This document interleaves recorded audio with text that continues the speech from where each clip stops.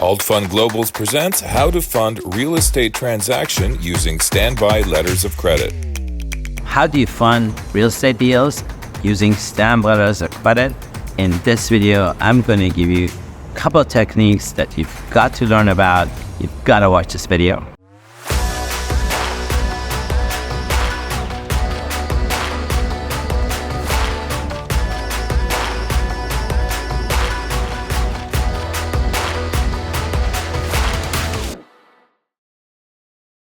All of the information presented is for entertainment and information purposes only. Nothing discussed constitutes legal or accounting advice, an offer or solicitation of financial services, or financial advice of any kind. Our goal is to showcase alternative vehicles to raise capital. At no point will we be soliciting any investment programs.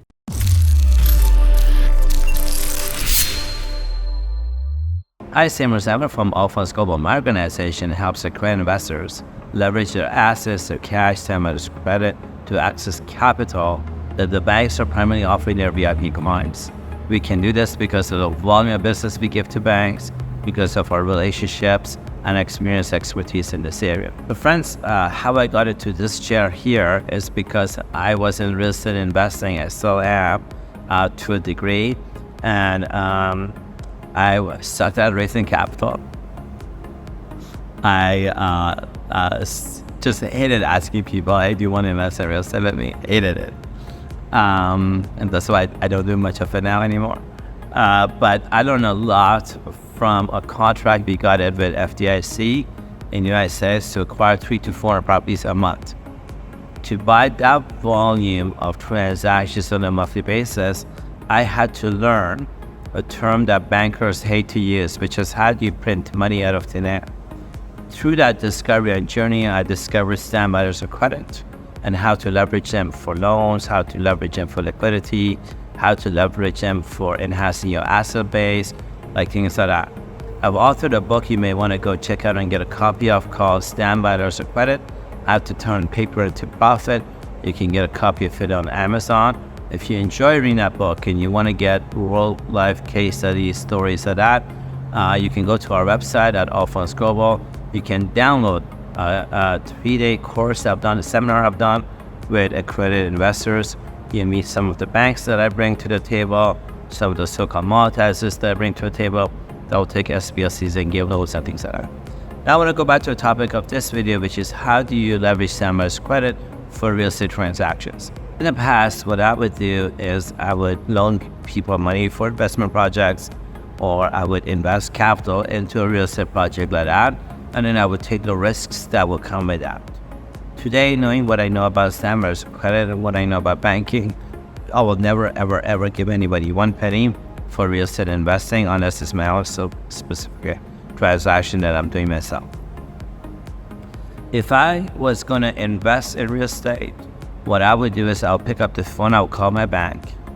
I would not talk to retail banking, I would talk to commercial banking, I would talk to private wealth, but definitely not the retail banking. And I would be asking the commercial division of my bank to open up something called trade finance account. Not a saving account, not a checking account, a trade finance account at the commercial division of my bank. That money that I want to loan to somebody who invests in a project, let's just say it's $5 million, I'm beating that up as an example. I'll put $5 million in my trade finance account. And I would issue something called a standby letter of credit that is leased, not purchased, leased. You know, it's like when you when you rent a car, when you lease a car, the expectation is that you return the car. If I'm renting your car and I'm paying you money, your expectation and my expectation is that at some point in time in the contract, I am returning back the car to you. The same thing applies to standby letters of credit. So instead of me investing $5 million in John Smith's real estate transaction, I would say, look, I'm going to issue a standby letter of credit for $5 million. And based on that $5 million letter of credit I'm going to give you, I want to get a participation on whatever the deal is, and that's what I would negotiate. The benefit of that is I'm not giving anybody my cash. Let me say this again. I'm not giving anybody my hard-earned cash. That hard-earned cash is sitting very nicely, very safely in my bank account. Not in John Smith's account, it's in my bank account, is in my control.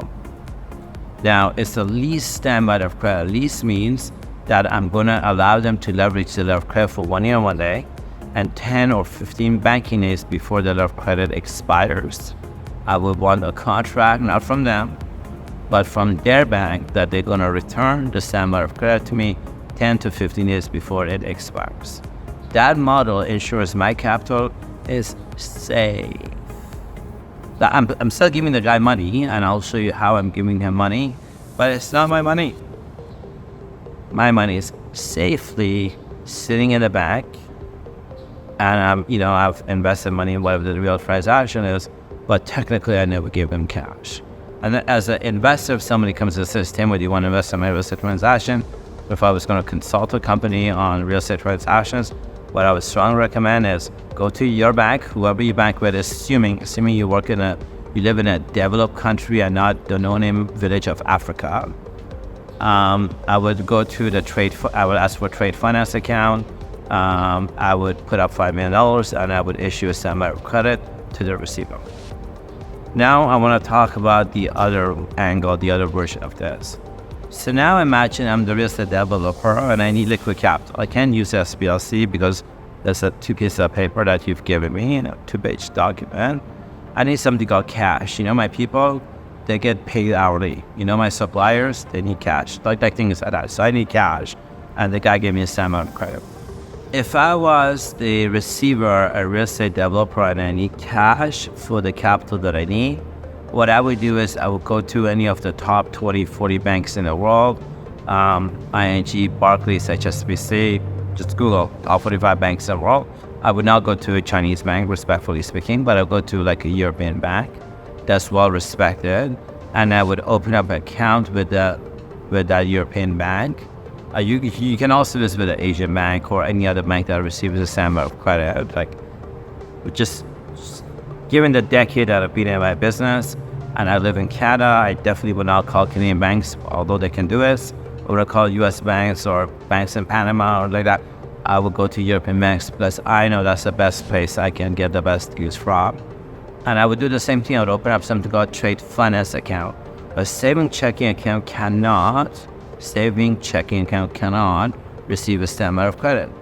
A trade finance account can receive a standby of credit. So I would be going to my bank, or I would go to one of these European banks.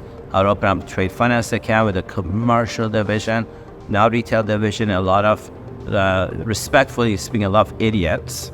Well, I'm going to call my bank. I'm going to get an SBLC. Well, don't call retail banking. Retail banking would be lost in this conversation. You're calling commercial banking, you're calling private wealth or wholesale banking. Some other division, don't call retail banking of whoever you bank with. But for me, I would call a European bank. I would open up a trade finance account with a private wealth division of that bank, and I would ask them, upon opening the account, look, I need a capital for project financing. Here's my business plan. My project is in Florida or Timbuktu or India, wherever the project is. So that is my project today. Upon getting a standby of credit, what's the loan that I can get? Upon getting a standby of credit, what's the loan I can get? I'll tell you, the uneducated joker brokers who should never, ever, ever, ever call my company, respectfully speaking. Please, I have 10 million competitors, call the 10 million competitors. Joker brokers who, you're going to monetize the SBLC. No, I'm not going to do that. I'm going to open up this account. I'm going to ask the banker, what's the loan I can get upon me depositing a standby of credit for $5 million. The ratio, on average, basic minimum ratio should be a 4x multiplier. What that means is that when I can deposit $5 million standby of credit in my bank account, the European bank account, at the minimum, I should get a $20 million loan with an interest rate, let's say prime plus 2 or prime plus 5 or whatever the interest rate is the loan I'm getting. So if I was a developer and I need capital, how I would structure it is I would ask my investors, so giving me cash and taking risk, why don't you give me a standby of credit? I will lease it from you, so that means a year from now I'm going to return back. And look, nobody on the planet should ever trust me. Really, nobody on the planet should ever trust me. The contract you're getting is from my bank. Now, if you think the bankers are fraudsters, then this conversation is probably not relevant to you. If you really feel all bankers are fraudsters, then this conversation is not relevant to you. But going back to the transaction stuff, you are getting the receiving bank to promise you to go into a contract, or however you want to think about it, that the receiving bank, not Taimour Zaman, is the one who's returning the instrument to you 10, 15 banking days before it expires. So as a developer who needs liquid capital, I'm now going to get people to, instead of giving me 5 million, 10 million, whatever the amount is that people are giving me, I would ask them for a standby of credit. And what the benefit to me is, first of all, I'm allowing my clients or my investors in this particular story to have their capital locked solid in their own bank account. That's awesome. But for me, the benefit is I'm getting a minimum of 4x multiplier. So self-talk, let's say if I wanted, I don't know, $20 million, I don't have to talk to 20 different investors for $1 million each. I can go to one investor and say, look, how about instead of you giving me $1 million and doing risk, how about you block $5 million in your account, issue me a standby of credit, and I'll go get a loan. And who's responsible for the loan is me, Taimour. Now, why as a developer I would like a standby of credit rather than cash is this. See, when I want to borrow money from a bank, typically the bank wants something called collateral. If you don't pay back, how are you going to, they want collateral, right? Awesome. I have to give them my right hand, my left hand, my firstborn, my secondborn collateral, they want collateral. But somebody giving me my bank a standby of credit, the standby letter of credit becomes the collateral. Let me say it again. When somebody gives my bank the standby letter of credit, the standby letter of credit becomes collateral. Now, I have to structure that, I have to negotiate that. Remember, all banks are driven by human beings. What works in a bank as of today's video are humans, not robots, humans. You know what humans are driven by? They're driven by this thing called greed. If you don't know what greed is, look it up. Human beings, especially CEOs of banks, look, come to any of our offshore events. You meet a lot of bank CEOs in all different jurisdictions. I don't care about your jurisdiction, I don't care the age, I don't care the sex, I don't care the religion. Human beings get driven by greed. Really, it is.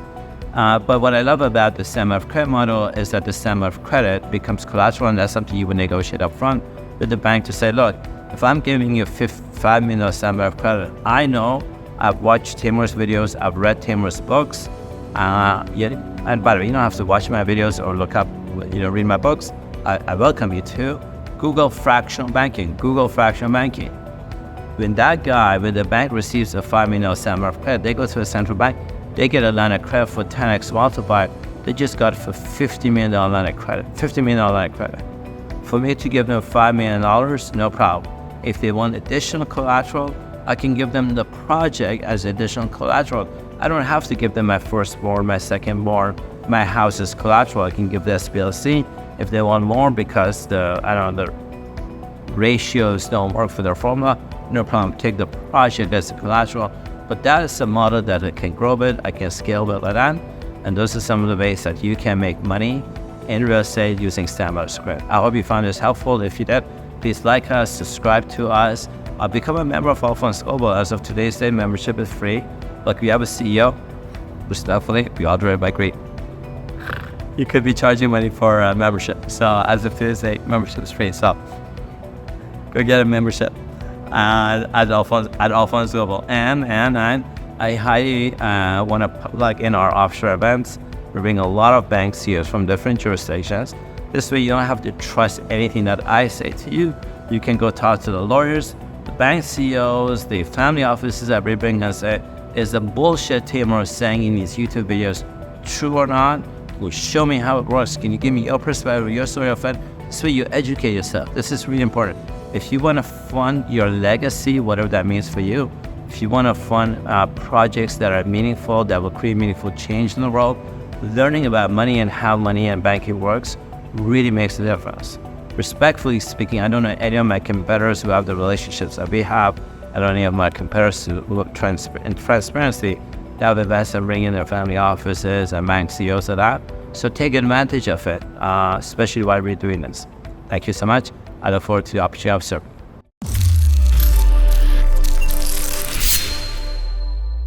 Would you like to know about our next event? Why would you attend Alt Funds Global's banking events? Unlock exclusive financing secrets with top bank CEOs and family offices. Build powerful connections, secure loans beyond retail banks, and fund your legacy. Join financial leaders at Alt Funds Global offshore events.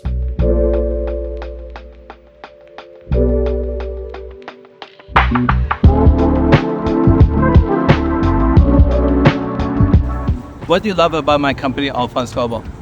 Alt Funds Global does bring very good qualified and very ambitious to service everybody. Now, we could be selective, but what I do love, Taimour will try for everyone to get through an entry door. I'll give him that. That's true. That's true. God bless.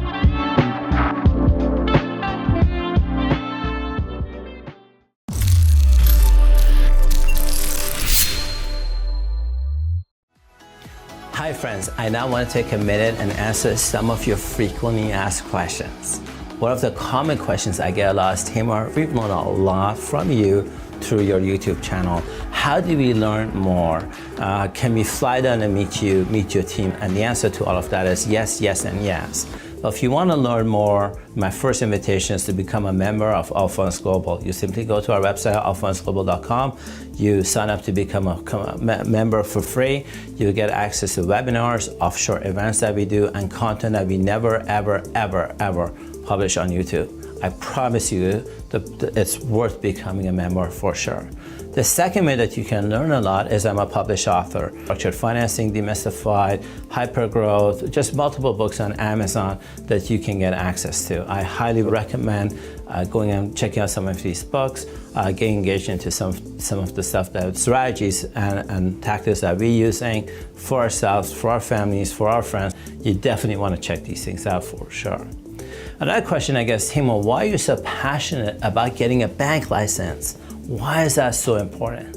Well, the truth is, our mission within Alt Funds Global is to help businesses become self-funded for life. Imagine you run a coffee shop and I run a coffee shop. Imagine we buy the coffee beans from the same grower and my coffee shop is right across yours, like really right across yours. Our competition is probably nil.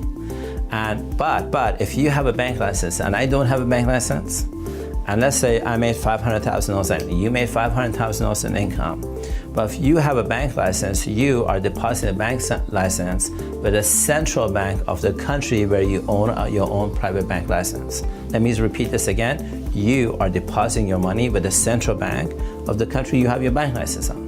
So $500,000 deposited with the central bank should give you a line of credit of 10 times multiple. So that means you get a line of credit of $5 million. Now it's not free money, it's a line of credit of $5 million. Now, if you draw that entire money out and you go to whichever country you're currently resonating in, the country you're doing business with, and you know in real estate, you want to buy a house, you put 20% down and you get a loan for 80%, same thing. You put $5 million down with a business plan to your local bank, whoever your bank with, and say, hey, I want to grow my business, my technology business, real estate business, pharmaceutical business, whatever business it is. I'm a venture capitalist. I'm putting $5 million down.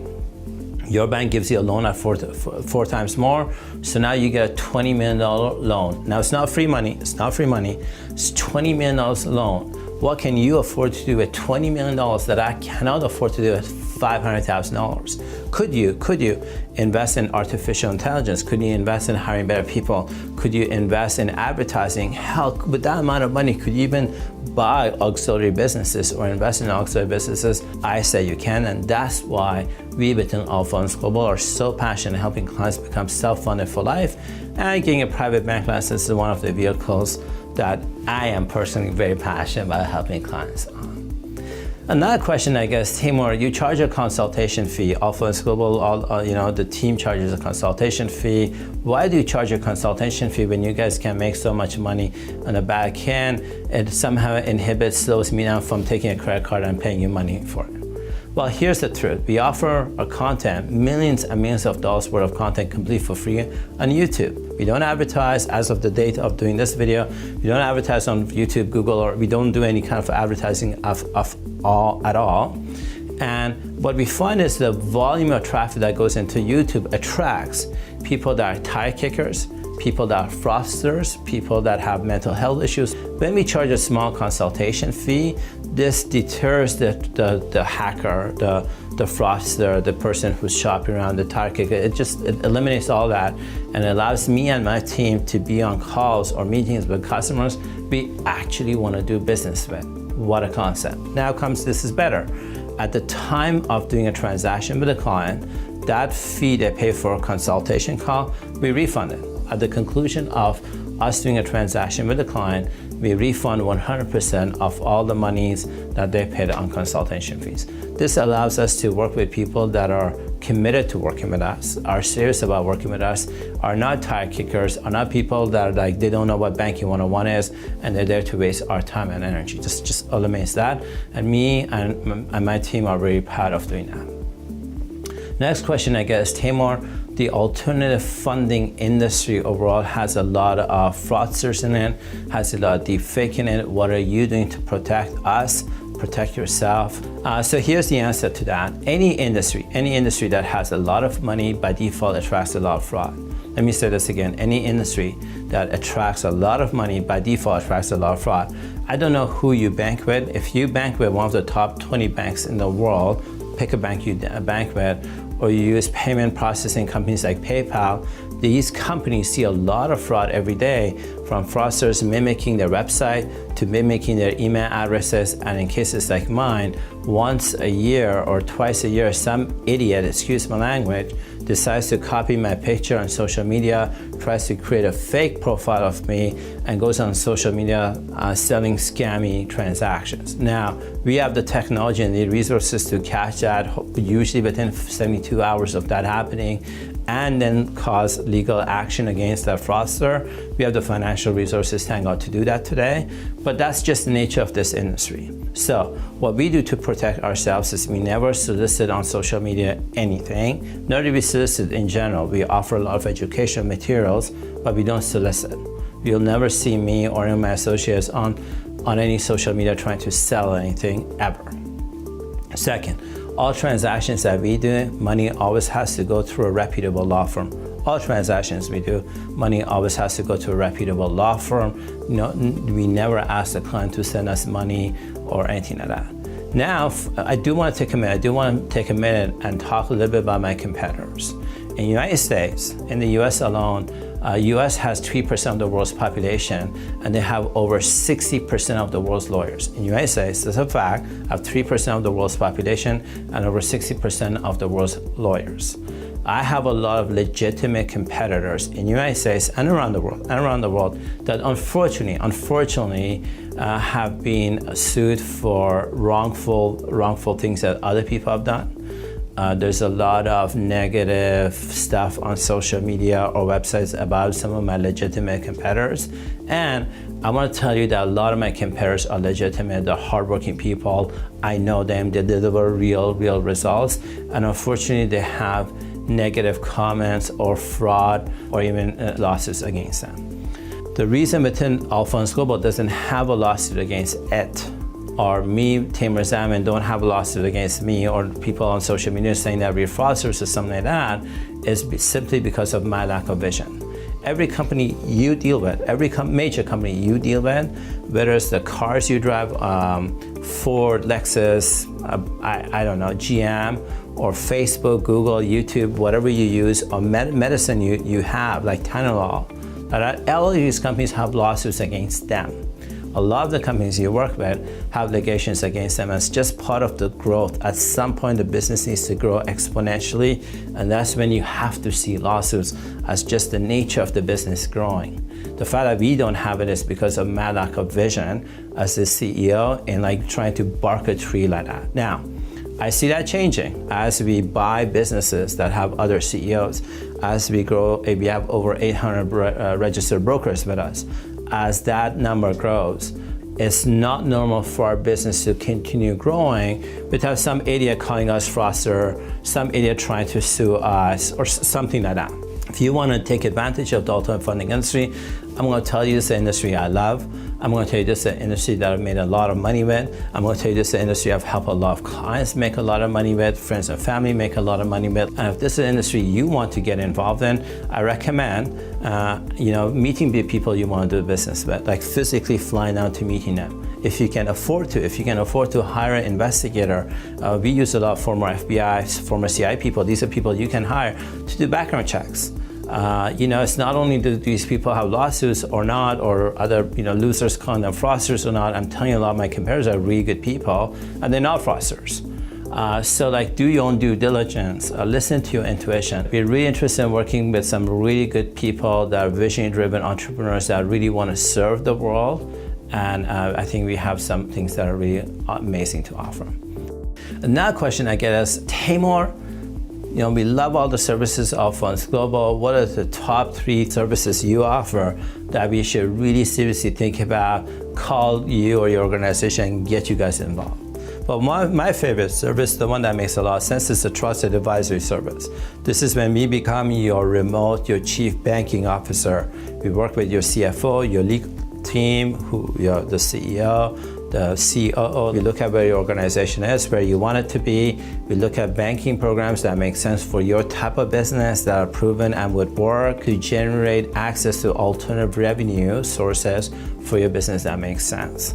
From that, we then create offshore tax structures, offshore bank accounts, offshore bank licenses for your organization, so the revenue that gets generated has a channel to go to that is well protected.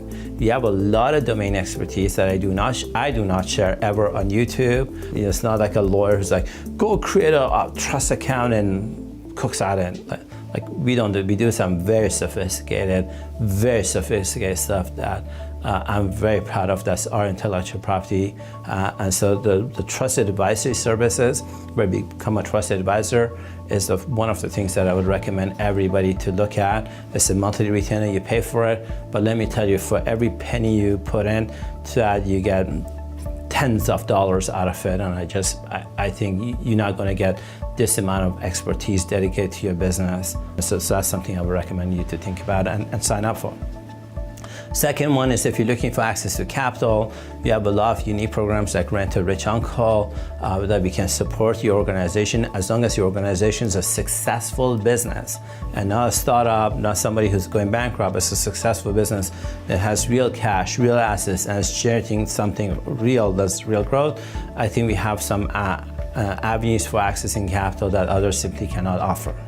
And the final one that I love is we have a lot of asset management structures that are very unique to our intellectual property that I love to share with you. If you have assets, you want to grow, you want to get bank license, you want to set up a trust, you want to work with multiple central banks, do some really cool stuff. I think I'm the only weirdest person that has real expertise and experience in doing this stuff. And so my name is Taimour Zaman from Funds Global. Thank you for following us up on YouTube. If you're doing that, thank you for trusting me. Thank you for trusting my team. And on behalf of my team, I just really want to say thank you. And we look forward to the opportunity of serving you.